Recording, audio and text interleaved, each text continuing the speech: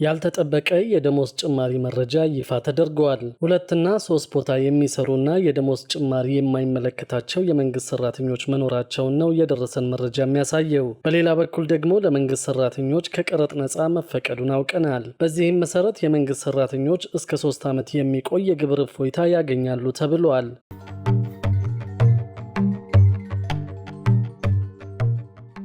ያልተጠበቀ የደሞዝ ጭማሪ መረጃ ይፋ ተደርጓል። 2 እና 3 ቦታ የሚሰሩ ብዙ የመንግስት ሰራተኞች መኖራቸውንና የደሞዝ ጭማሪ የማይመለከታቸው መኖራቸውንም የደረሰን መረጃ ያሳያል። በቤኒሻንጉል ጉሙዝ፣ በሲዳማ፣ በደቡብ ኢትዮጵያ፣ በደቡብ ምዕራብ ኢትዮጵያና በማዕከላዊ ኢትዮጵያ ክልሎች ያጋጠመው የደሞዝ ጭማሪ በጀት ጉድለት ሲቪል ሰርቪስ ኮሚሽን በሰራው የቀመር ስሌት ላይ በተፈጠረ የአረዳድ ችግር ምክንያት መሆኑን የገንዘብ ሚኒስቴር አስታውቋል። በገንዘብ ሚኒስቴር የበጀት ዝግጅትና አስተዳደር መምሪያ ኃላፊ አቶ ፍሬው ኃይሌ 5ቱ ክልሎች የበጀት ጉድለት እንዳጋጠማቸው ጥያቄ ማቅረባቸውን አስታውቀዋል። የገንዘብ ሚኒስቴር የሲቪል ሰርቪስ ኮሚሽን ኃላፊዎችና የክልሉ ተወካዮች በተገኙበት በተደረገ ውይይት ችግሩ የተፈጠረው ሲቪል ሰርቪስ ኮሚሽን የሰራው የደሞዝ ጭማሪ ወይም ማስተካከያ ቀመር ስሌትን በአግባቡ ካለመረዳት በመነጨ ምክንያት እንጂ ባጋጠመ የበጀት እጥረት ወይም በሌላ ምክንያት አለመሆኑንና መግባባት ላይ መደረሱን አስረድተዋል። በውይይቱም ክልሎች በአማካይ ሲቪል ሰርቪስ ኮሚሽን ደግሞ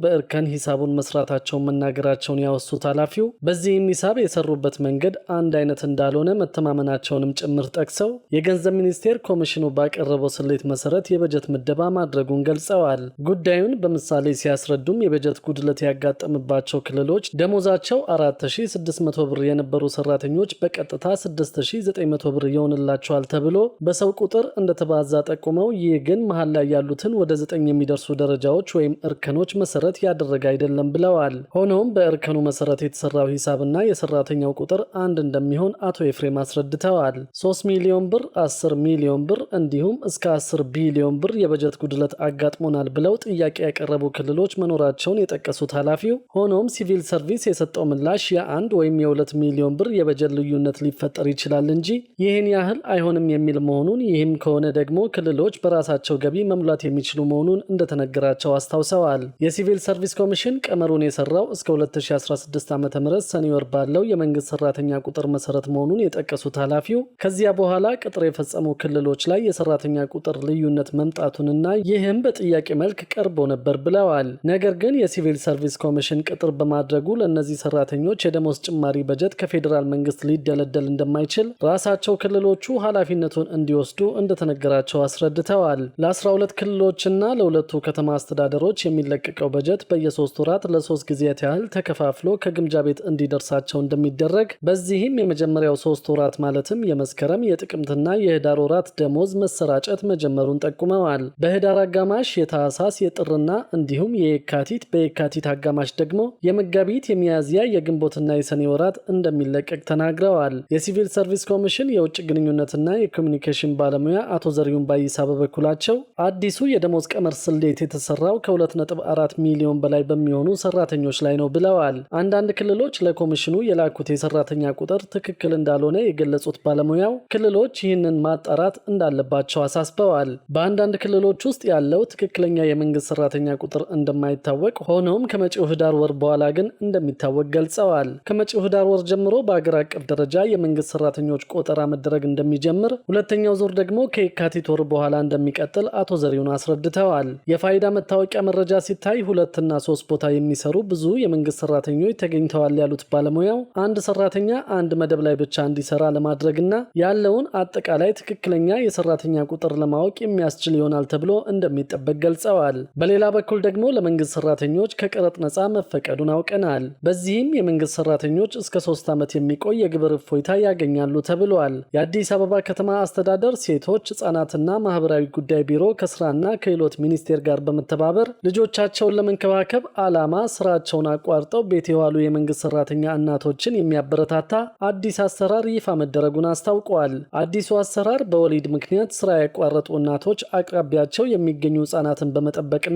እንክብካቤ በማድረግ ስራ ላይ ከተሰማሩ እስከ 3 ዓመት የሚቆይ ከግብር ነፃ የንግድ ፍቃድ እንዲሰጣቸው የሚፈቅድ ነው ተብሏል። ዓላማውም የተሻለ የህጻናት ማቆያ መፍጠርና የከተማዋ ነዋሪዎች በተመጣጣኝ ዋጋ ጥራት ያለው አገልግሎት እንዲያገኙ ማስቻል እንደሆነ ተነግሯል። የአዲስ አበባ አበባ ሴቶችና ህጻናት ማህበራዊ ጉዳይ ዳይሬክተር ወይዘሮ ህይወት ደረሰ የዚህ አሰራር ዋነኛ ዓላማው የሴቶችን የኢኮኖሚ ተጠቃሚነት ማረጋገጥና የተሻለ የህጻናት ማቆያ ማዕከላትን መፍጠር ነው ብለዋል። ዳይሬክተሯ በተጨማሪም ቢሮ መስፈርቶችን ያሟሉ እናቶችን ስልጠና ሰጥቶ ጥራቱን የጠበቀ የህጻናት ማቆያ ማዕከል መመስረት የሚችሉበትን እድል ያመቻቻል ብለዋል። በተለይም መካከለኛ ገቢ ያላቸው ነዋሪዎች በተመጣጣኝ ዋጋ ጥሩ አገልግሎት እንዲያገኙ ያደርጋል ሲሉ ገልጸዋል። በጋራ መኖሪያ ቤቶችና በመንግስት ህንፃዎች ላይ ተግባራዊ ይደረጋል በተባለው በዚህ አሰራር የልጆችን ደህንነት የሚያረጋግጥና ህጻናቱ ከአካባቢያቸው ሳይርቁ እንክብካቤ እንዲያገኙ እንደሚያደርግ ዳይሬክተሯ የአዲሱን አሰራር ጠቀሜታ ባብራሩበት ንግግራቸው ጠቅሰዋል። በአሁኑ ወቅት በአዲስ አበባ ከተማ አስተዳደር ሴቶችና ህጻናት ቢሮ ቁጥጥር የሚደረግባቸው ከ872 በላይ የህጻናት ማቆያ ማዕከላት ሲኖሩ በማዕከላቱ ውስጥ ከ13000 በላይ ህጻናት እንክብካቤ ጥበቃና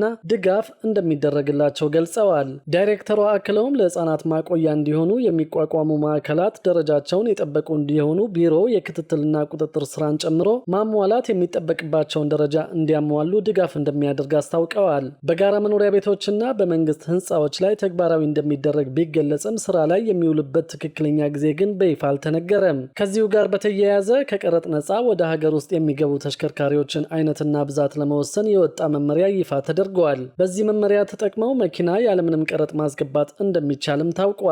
የልማት ፕሮጀክቶች እንዲውሉ ተሽከርካሪዎችን ከጉምሩክ ቀረጥ ነፃ የማስገባት ማበረታቻ የሚሰጣቸው የኢንቨስትመንት መስኮች በመመሪያ ተለይተው ተቀምጠዋል። ለዚህም ከጉምሩክ ቀረጥ ነፃ ሆነው ለልማት ፕሮጀክቶች እንዲውሉ ወደ ሀገር ውስጥ እንዲገቡ የሚፈቀዱ መኪናዎችን አይነትና ብዛት ለመወሰን እንደገና ተሻሽሎ በኢትዮጵያ ኢንቨስትመንት ቦርድ መመሪያ ወጥቷል። ከጉምሩክ ቀረጥ ነፃ የማበረታቻ ተጠቃሚ የኢንቨስትመንት መስኮች የሚባሉትን በመመሪያው ላይ ተለይተው ተቀምጠዋል። እነዚህም በማምረቻ ኢንዱስትሪ፣ በኢንዱስትሪ ፓርክ ልማት፣ በግብርና፣ በሎጂስቲክስ፣ በኮንስትራክሽን ስራ ተቋራጭነት፣ የኮከብ ደረጃ ላላቸው ሆቴሎች፣ ሞቴሎች፣ ሬስቶራንቶችና ሎጆች ያለ ቀረጥ መኪና ማስገባት ይችላሉ ተብሏል። በባቡር መሰረተ ልማት፣ ለመረጃና መገናኛ ቴክኖሎጂ ወይም አይሲቲ ልማት፣ ለአስጎብኝነት ስራ፣ በኤሌክትሪክ ኃይል ማመንጫና ማሰራጫ፣ በትምህርትና ስልጠና፣ የጤና አገልግሎት፣ የአርኪቴክቸርና የኢንጂነሪንግ ስራዎች፣ የቴክኒክ ምርመራና ትንተና አገልግሎት ለሚሰጡና በንግድ የስራ መስኮች ደግሞ አዳዲስ ፕሮጀክቶችን ለሚያቋቁሙ ወይም ደግሞ ነባር ድርጅታቸውን ለሚያስፋፉም ከቀረጥ ነፃ መኪና ማስገባት ይቻላል ተብሏል።